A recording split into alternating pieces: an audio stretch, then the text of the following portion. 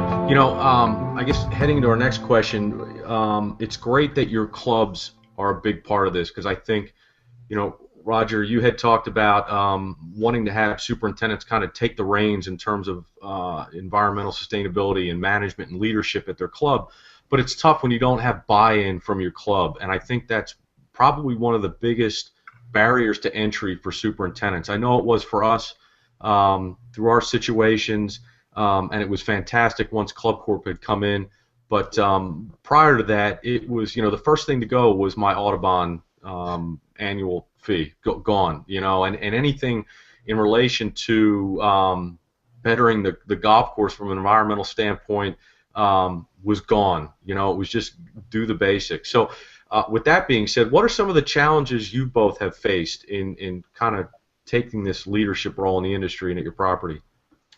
Well, Bill, I think that's you make a very good point in trying to convince the people that you work for of the value in participating in these programs and getting the recognition for your individual site and how important that can be to that particular club.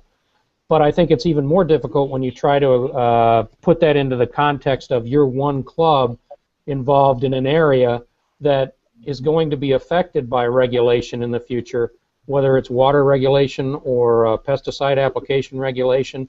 And so that if you're just one club and you're the only one doing it, that's one thing.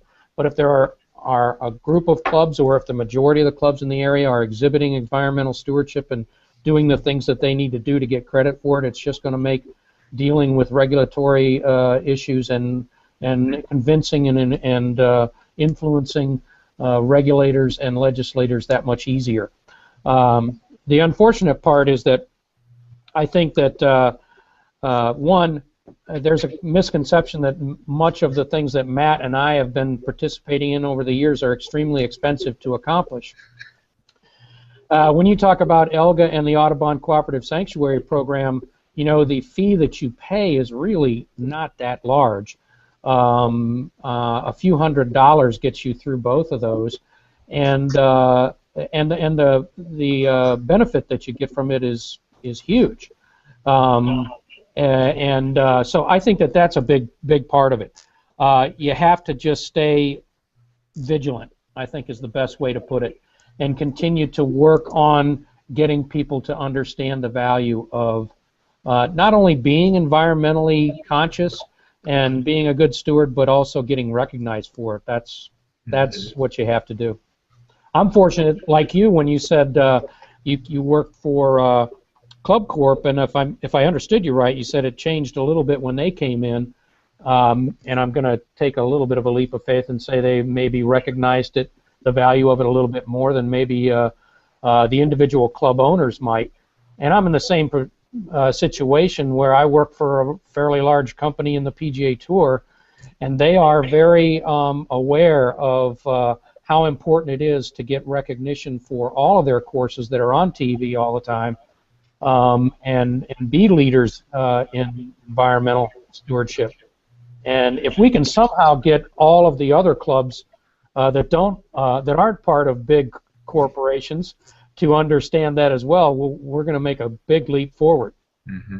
Yeah, it was, Matt, I'll let you answer. It was, you're right, Roger, it did change dramatically when they came in. We were mandated within the first 12 months of acquisition that we become Audubon certified. So it was a mad dash at that point because we had done nothing. And I'm sure you both have been involved in that. So it was just leaps and bounds different. So, Matt? Well, being involved in doing it, it's a shame that happened for you, but there's so much. Well, let me back up a minute, because we're very fortunate that the club has a foundation, and the foundation has shown the commitment of the club to the local community through scholarships and through all sorts of local economic help, let's say. So getting involved with these environmental issues just kind of piggybacked right on that kind of a feeling. So getting involved in having the local Girl Scout troop or any kind of press in the newspaper of any kind of accomplishment that Rockland did was always looked very favorably. But I think it's, you know, as a business, to have good community relations, which means your neighbors. I mean, how do you go to your neighbor if you're chopping down a tree, or they see the guy with the spray tank, or their dog gets sick? There's a lot of value in that. So even, you know, just as an example, you go up and you've got Ladies' Day and they see the fella out spraying. I don't get any complaints about that whatsoever. They've kind of got the idea that he's doing something that is as environmentally friendly as it possibly can be, or it must be some kind of emergency, or the products must be okay, and all of those kind of issues have kind of fallen by the wayside. Mm-hmm. Similarly, too, with the towns and trying to get permits for towns and noise ordinances and all of those kind of things. It's so much easier to go to the town with a request to possibly do some construction or do some kind of work when they know you're doing the right thing environmentally. So those things, they're important. I've seen a big value here in just that one avenue, just that one area. Very good. Kevin, there was a question asked on Twitter that kind of centers around this barrier to entry, and both of you can answer this, but Kevin, I think it's important you kind of start with this one. Is how do we break the stigma that being an environmental leader or creating sustainability at your golf course costs too much and takes too much time? Right. That's the challenge, and you know, first of all, thank you to Mr. Twitter for asking the question. Yeah, you know, you look at again, just thinking about golf business as just as an example of a small business. There's been a lot of research that's been done on how effectively small businesses can uptake voluntary environmental initiatives, and what we're talking about here largely is voluntary environmental initiatives, not necessarily what you're required to do by law, which hopefully those are not seen as voluntary in anyone's cases. But it's those voluntary initiatives are often hampered by, you mentioned buy-in, time, just not having enough time. Cost is certainly added to that. A lot of times access to information and just access to resources, information. And then I think that's a lot better in the golf industry, largely because the EIFG, Audubon, there's a lot of sources out there that at least provide information to guys either for free or as a part of their programs. But the cost is a big piece. And I think part of what we need to kind of get to, if you think of the last, I'm a bit of an environmental historian, when you look at business and the environment, and you look at the last 20 years or so of the way the environmental movement has kind of shaped the golf industry and golf course operations over the last 20 years or so. There's been a large emphasis on you mentioned it, the nest box projects, the environmental improvement projects, the watershed management projects, and the things that are real good public things that you can point to and say we're doing a really great job. But not a lot of focus on, okay, how do we now measure the business value of those projects? How do we measure the return on investment for those projects? One of the things we're working on as a part of the EMS system, and EMS is a real good tool for trying to sell the insurance industry in getting lowered rates for golf course operations, because at its core, an environmental management system is a risk management tool. So if you can find ways to identify through having printed standard operating procedures, training, records of training, all the things that you want to see businesses have in place, you show that to your insurance provider, you're actually showing what a good risk you are.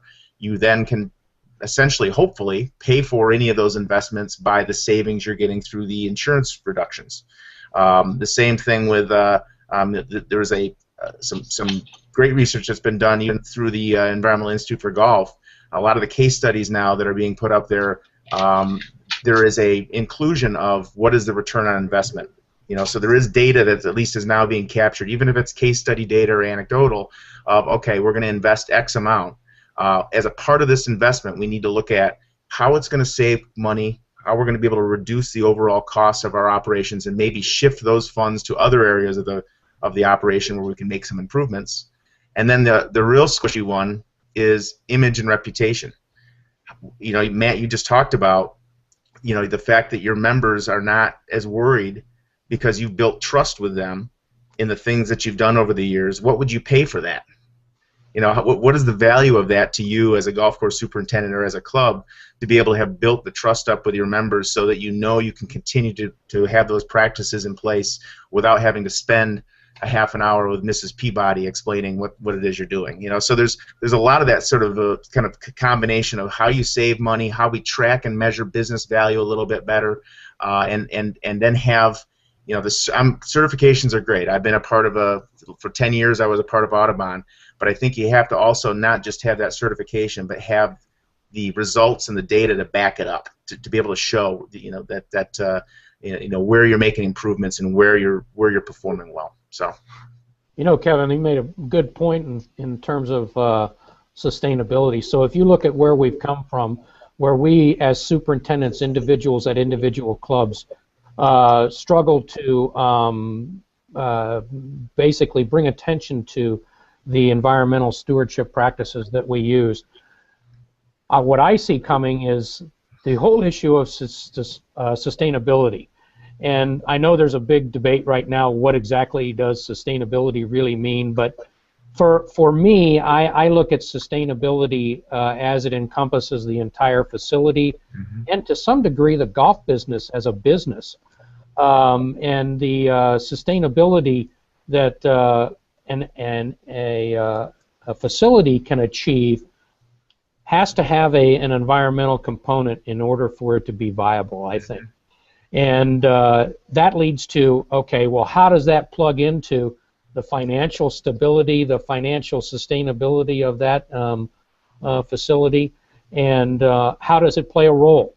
And that's where we have to be very forthcoming, and we have to be sort of assertive about how those things can have a positive effect on the overall sustainability of the facility. And that's just going to help us in our efforts to be recognized, because now it's another component that someone in a management position or an ownership position may look at and say, we need to do this, because if we cannot make the claim that we do things in an environmentally responsible manner, that could drastically affect our bottom line. No, I think you're touching onto something. When I think about where environmental management or sustainability in golf is evolving, you have three different layers, if you want to think of it. At the baseline, I think of it in this way: if you're building a house, you start with a good foundation, and a good foundation, from the standpoint of strategic environmental management or sustainable management of golf, includes compliance assurance, regulatory compliance assurance, risk management, and liability containment. The EMS system we're working with now, and you guys have been working with, was built 10 years ago as a result of a major fish kill in Australia. And that club had nest boxes up, but it didn't matter when there were 10,000 fish dead in the stream. So there is that sort of baseline. They didn't have the baseline foundation of just risk management, regulatory compliance in first. And then you start building that frame where you might have written plans and written environmental policy, etc., and you top it off on the roof with the things we've been talking about. How do you then better capture and measure information, measure your environmental results and economic results of those, so you have a really good argument to make to continue to do them, that this is a good investment in doing that. So if you think of that sort of full package, it all starts at that baseline of making sure you have your own house in order first before you do the fun, pretty stuff. And it all goes together. It's a good package to put together as a golf course individually and as an industry. And the more individual golf courses that are doing something like that know that they have their regulatory bases covered, and then are doing those voluntary, beyond compliance kind of projects, I think that's only going to benefit the industry in the long run. But many of these things that used to be exceptional are now kind of expected, by the general public at this point.